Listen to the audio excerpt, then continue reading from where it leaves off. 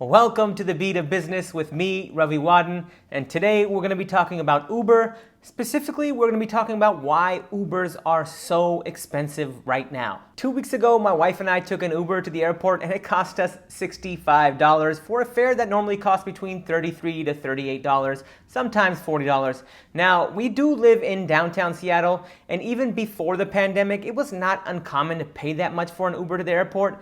But there was usually some sort of a sporting event or a concert going on that was drawing in thousands of people into the city, and that was in turn causing surge pricing. I mean, Ubers disrupted the taxi industry like digital cameras disrupted Kodak, and the reason that people fell in love with Ubers is because they were cheap and they were safe and they were extremely easy to use.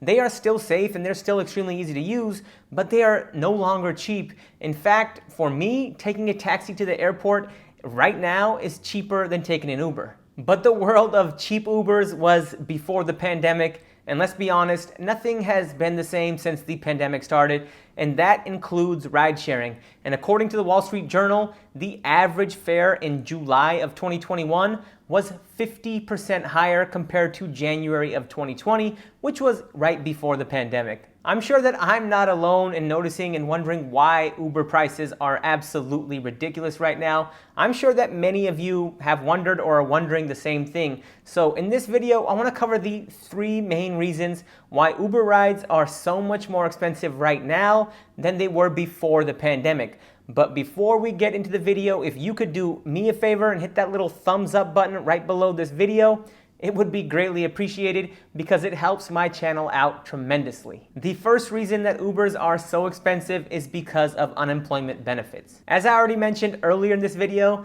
the reason that Uber prices are so high is almost entirely attributed to the pandemic. And with the pandemic, we had to roll out so many stimulus packages, including pandemic unemployment assistance. When the pandemic hit, millions of people lost their jobs across the country and really across the world. And if you were one of those unemployed people and you worked on a W-2, you were able to apply for unemployment through the standard process. But since there are so many gig workers in our economy in this day and age, the government expanded those standard unemployment benefits to include gig workers. So if you were a freelancer on Fiverr, or if you were self-employed, or if you were a musician or a DJ, or in this case an Uber driver, you now qualified for at least $300 a week in unemployment benefits, and maybe even more depending on where you live. To combat this, Uber and Lyft have offered drivers millions of dollars in bonuses to come back and drive, and Uber actually announced a $250 million incentive program to get drivers back on the platform. But for many drivers, the risk of contracting COVID and the fact that they are able to make ends meet with unemployment benefits, driving an Uber simply didn't make sense. According to securities analyst Dan Ives, who's one of the most respected analysts in the world, drivers for Uber and Lyft are approximately 40% below capacity. But the most interesting thing about unemployment benefits causing driver shortages is the fact that unemployment benefits have now fully expired as of September 4th. So many drivers who were collecting unemployment instead of driving for Uber could now be re-entering the ride-sharing workforce, and maybe we will see an increase in drivers in the weeks and months to come. I certainly do think so. But I would love to hear all of your thoughts. Do you think that the end of unemployment benefits will mean that more drivers will return to work? Or do you think that they are still fearful of the pandemic? Or maybe that they've moved on to different career paths? The second reason that Ubers are so expensive is simply due to the fact that drivers are finding better jobs. Now, when the pandemic first hit, the demand for Uber drivers pretty much hit rock bottom. People were in their houses working from home, and if they did travel anywhere, they would much rather prefer to travel in their own car than to travel in an Uber. And with that slowdown, there just wasn't enough passenger demand for many drivers to make ends meet. And as a result, a lot of drivers got a taste of what working outside of the gig economy feels like, or they actually started different jobs within the gig economy. A lot of drivers got more traditional office jobs, or they started working from home, and a lot of them actually started driving semi-trucks. And based on my research, a lot of these people don't really have the intention of coming back to drive for a ride-sharing service. But an even bigger reason for the driver shortage is simply due to the fact that drivers started taking on other roles within the gig economy. I mean, they started doing food delivery, they started doing package delivery, and they started doing grocery delivery. And as our behaviors changed and as consumers started staying home a lot more, they started to order in their groceries, they started to order in their dinner,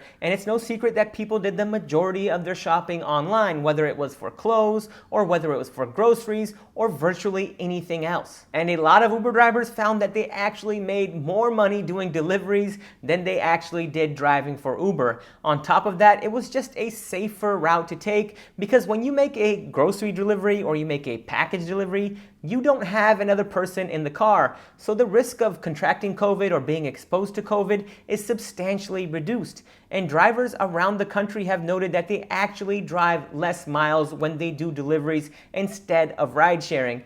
And driving less miles means less wear and tear on your car. It means less depreciation on your car and spending a lot less money on gasoline, which is typically an Uber driver's biggest expense. Based on my research and talking to people who actually drove or drive for Uber, it's not actually the amount of miles that they drive as an Uber driver, it's the amount of miles that they were driving in between rides. So as you drop one customer off, you may have to drive 20 or 30 minutes or 15 or 20 miles to pick up your next customer.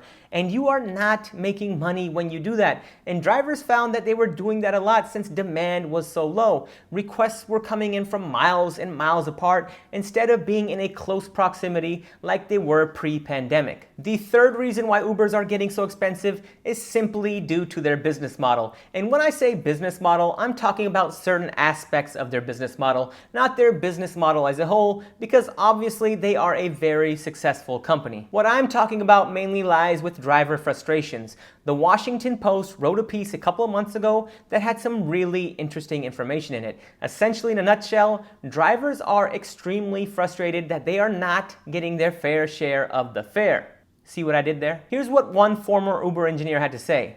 The customer may be seeing this huge price, but that doesn't mean that the driver is being compensated accordingly. Drivers are essentially frustrated that the pay system is not transparent. They're frustrated because riders are paying a massively inflated price to go from point A to point B, but Uber drivers' incomes are not increasing. And because of this, drivers are complaining that it's becoming harder and harder to make a living wage driving for Uber compared to the early days when the company incentivized drivers with massive bonuses. Now, if you're a driver, I definitely feel for you, but I think there's a bigger reason as to why this is happening, and that's simply because since Uber was founded, they have not turned a profit. And they are racing to prove to investors that they can be profitable, and they've actually set a target to be profitable by the end of the year. And these ambitions to be profitable likely have a lot to do with the changes in the compensation algorithm, the driver frustration, and the higher prices that us as a consumer are facing. You see, for years and years, the main goal for Uber was to get as many people on their platform as possible. Now that meant getting as many riders as possible, that meant getting as many drivers as possible, and they didn't care if they were operating at a loss because that was a part of the business plan and a part of their business model. Operate at a loss, but get as many people on the platform as possible, and once you start hitting an inflection point, it's time to start making money. Let's take a look at Uber's journey from 7 years ago to today. They used to offer drivers and passengers loads and loads of incentives. I remember I would frequently get 50% off rides for an entire week, and I have people I know who drive for Uber who used to get massive incentives and bonuses for completing certain rides. You see, they had to do that in order to get the world to stop using taxis and for the world to become so reliant on their platform that we as consumers essentially have no other choice. Well, now it's come to the point where we don't have many other options besides Uber or Lyft, and I don't think those lucrative incentives from back in the day are ever going to come back. Yes, Uber prices will normalize as we make our way out of the pandemic, but they will remain higher than pre-pandemic levels going forward. I know that because doing business how they used to do business when they were in their growth phase just isn't sustainable, especially when you promise investors that you'll be profitable by the end of the year. All right, ladies and gentlemen, thank you all for watching. I really do appreciate your support. If you haven't already, give this video a big thumbs up by clicking the button below, and don't forget to hit that subscribe button so you are informed of all of my future content. I'll see you all next time.